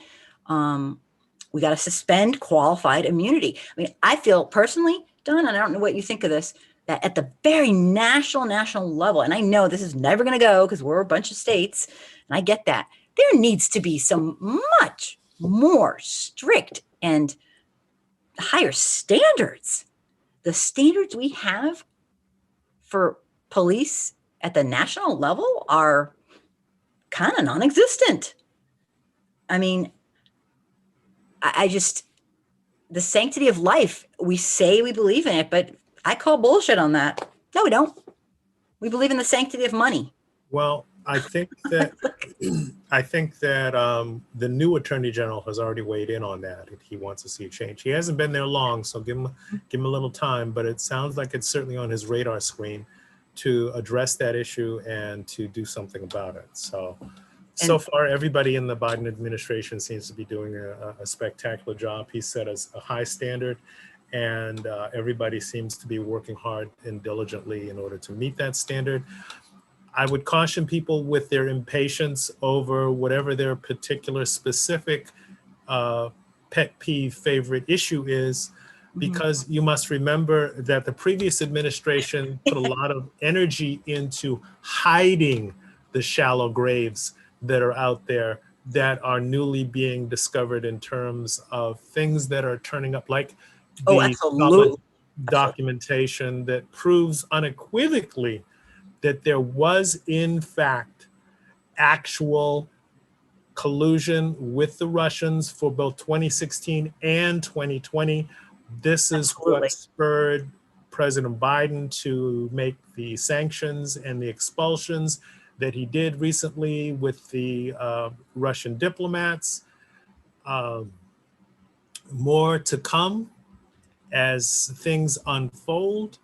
Like I said, many of these things were professionally hidden intentionally in order to try and hide and protect key people in the previous administration. The current administration now has access to those things, but we don't know where all the hiding, all the cubby holes are. I think it'll be years. I think it'll be years and years. It could take a long time. Yeah. Just as he just released the money that had been sequestered away, that had been approved by Congress to help in the rebuild and relief for Puerto Rico, instead of just tossing a bunch of ridiculous paper towels around, the Biden administration found the money and immediately released it to Puerto Rico to help them rebuild. So there, and that's just one of the many things. He's going to undo all the stuff. I mean, it's really, he's in some position. I think that's a great point. T. Rogers, the verdict is exposing even more systemic racism on an even deeper level. All that, we just got to keep going. And Don, I'm not sure if you have any closing comments, but I personally want to thank every single person for being here, for watching, for caring. If you feel like I do, that it is way past time for white America to take racial responsibility. Not to be a hero, not to be on Facebook, but to actually act like a human. Please consider subscribing to my YouTube channel and following me on my Facebook page. And Don, do you want to, I can't thank you enough for being here. I can't say it, but you can if you want to talk about them following my website as well. But anyway, what I will, you can say my health and wellness. You can say it. creativecrumlinassociates.com. Anyway, what I was going to talk to, the last phase that we had talked to offline earlier about was with regard to my fear of the awakening of the citizens and the police to the new and more committed to the ideals of the justice system. It's supposed to be justice, and prosecutors are supposed to execute justice, not just execute. Just as the police are supposed to walk the progression from voice to handcuffs to nightsticks to tasers. The first and last and only option is not supposed to be to fire your lethal firearm as the solution. Just because you're good with a hammer, every problem is not a nail. Right. Just because you go to the firing range to sustain your proficiency level does not mean that every instance needs to be resolved with a lethal solution. That should be a fundamental and foundational component of all of their training to look at people as human beings. Protect and serve is what is on the side of the patrol cars. It does not say comply or die, which is what we seem to be seeing on a more frequent basis than what we should be seeing and what they should be doing and what their oath of office says that they are supposed to be committed to doing. So all of those things. I had mentioned to you a scenario that is my fear, that as a culture change hopefully comes about during the transition period, there will be an extreme danger. There is the current danger where it's understandable that young African Americans, male or female, but especially males, will be intimidated and afraid and make a spontaneous, inappropriate decision in a moment of stress because of the preponderance of evidence of police making bad decisions in their moments of stress. It'll cause full circle and horrible.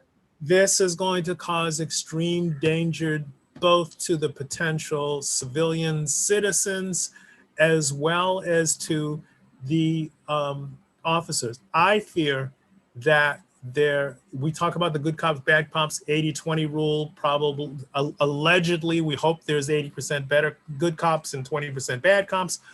Unfortunately, it seems like the 20% are in charge. And also the 80% are watching. I'm sorry, they're watching. They're at the top of the administrative and the command structure in terms of who gives the orders, who makes the big decisions, etc.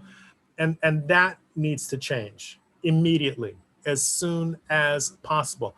I don't want to see the scenario where a good officer has bad things happen to them because someone makes a bad decision, assuming that they're a bad officer. Exactly. So this is another reason why they should have huge incentive to make the proper corrections within their organizations. They are endangering bad cops and good cops by nurturing the lowest common denominator, which is the bad cops. Good cops get fired for doing the job. We just had one that was recently had her salary and pension reinstated. I had a video on her. That she won her case, but it's ridiculous that she should have been dismissed in the first place when she was doing the right thing. That took years and years. It took years, and we have so many other examples of that exact same thing happening. When a good cop tries to intervene to prevent a bad cop from doing bad things, it's the good cop that ends up getting punished, not the bad cop. Yeah, I might have 5 videos on my channel of just that. Police that did the right thing and got burned for it. It's unbelievable. I think I have like 5 on there.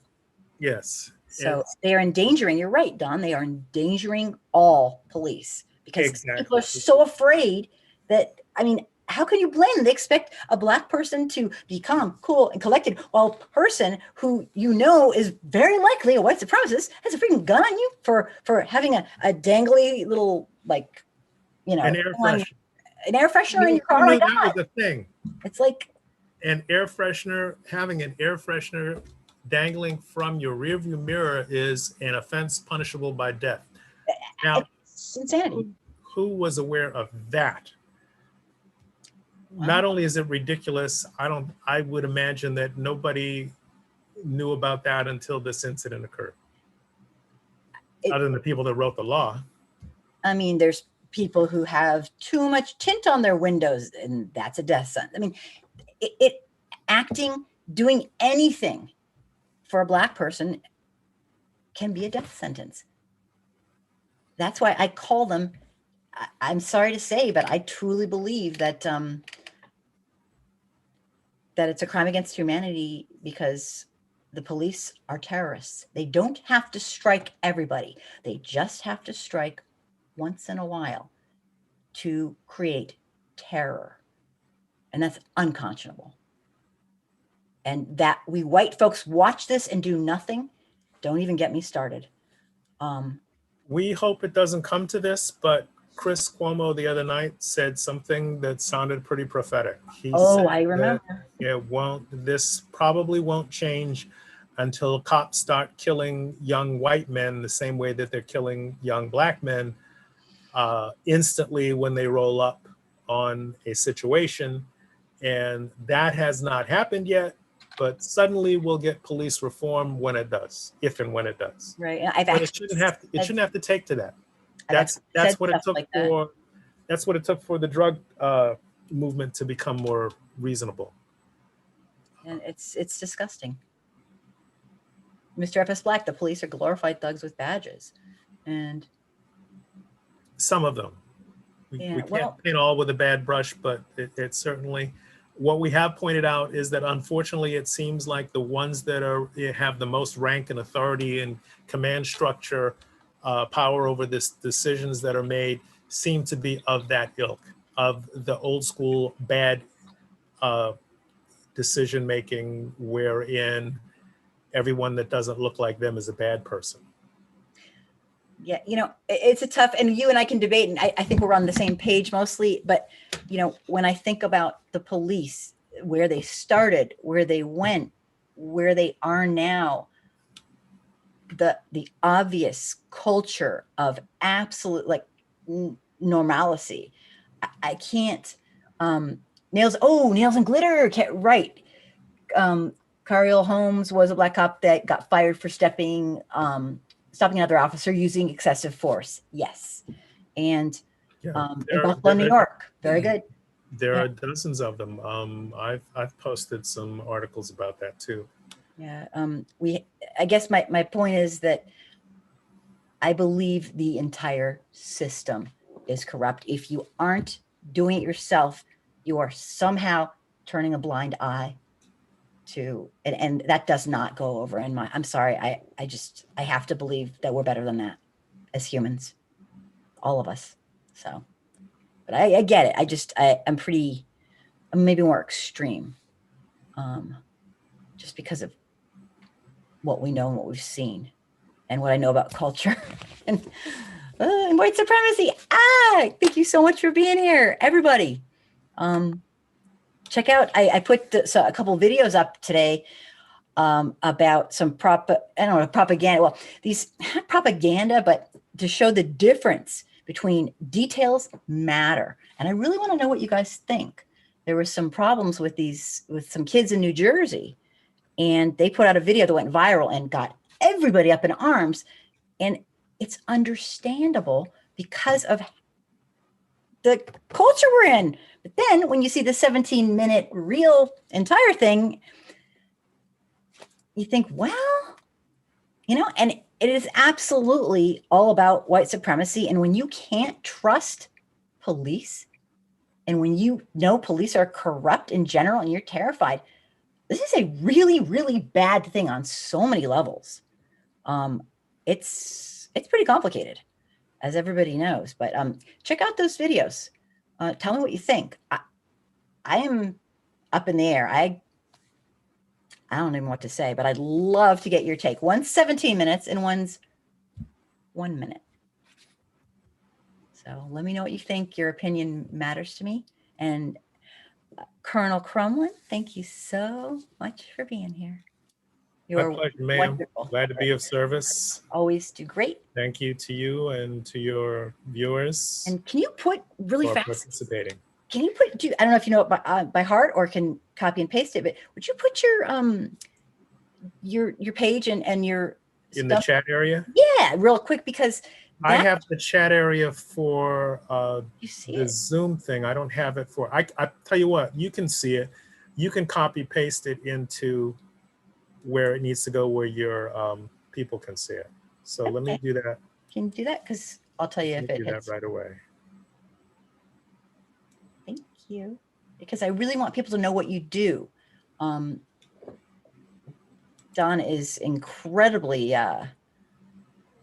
educated, shall we say. He's 3 master's degrees. He's so there it is in the chat area. If you want to copy paste that into where your people can see it. Interesting. I cannot see it right now from mine. Oh, okay. Let me see. It's in the Zoom. Yeah. Area. Can't get to it. Oh, wait a second. Oh, yes, I can. Wait, no, I can't. Darn it. No. Well, we'll get it in there. If you stay on for 1 second, we'll get on there. But anyway, thank you everybody for being here. Is there another place I need to go to put it where you can see it? As a person who is horrific. Oh, I've got an idea. Hold on just a second. Okay. Let's see. Thanks. Because I really want people to be able to, get a hold of you and follow what you do. Because I posted your Angry Soccer Mom feed for tonight's show on my political page. So let me see if we can. Mr. F.S. Black, while you're figuring that out, should I read what he's... Mr. F.S. Black, I haven't celebrated the outcome of a trial. I'll wait until Chauvin is sentenced. When that animal gets 15 to 20 to life in a cage, then I will jump for joy. That is how you feel, and I absolutely don't blame you one bit. This has been absolutely horrible.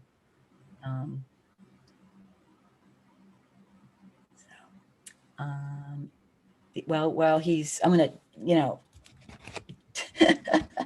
I'm gonna plug myself here. I can't get it in the Zoom area. I'm trying to see.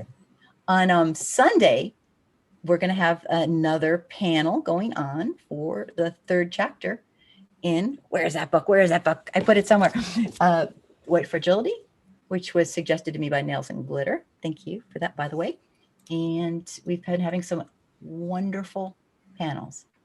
It's a beginner book, but it is absolutely, it's a pre-book for white folks who they want to do something, but they're nervous or scared or they don't know what to do. And it's just, I find it to be just a wonderful tool. Any luck, Don? Yes, hold on. I'm almost there. So we have, pulling up that's on Sundays at 9 Eastern. And you don't even have to read the book because I do a little summary before, just to make get everyone on the same page. And then the panel talks and we'll take questions and whatnot. So.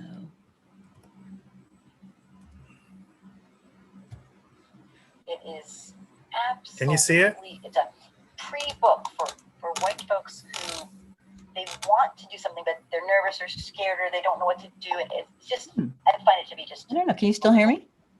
Any luck, Don? Yes, I put it in. Okay, I'm not seeing it. Let's close the show, and this will stay open, and I'll put it on. So I can put it on myself, right?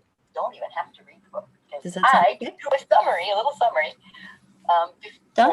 Yes? To make get everyone on the same page. Uh-oh. Don can't hear me. All right, I'm going to say, oh, you can. You can. Okay. I put it in your chat area. I just put the link. I didn't put the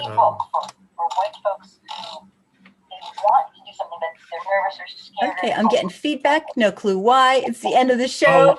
Because there's a delay.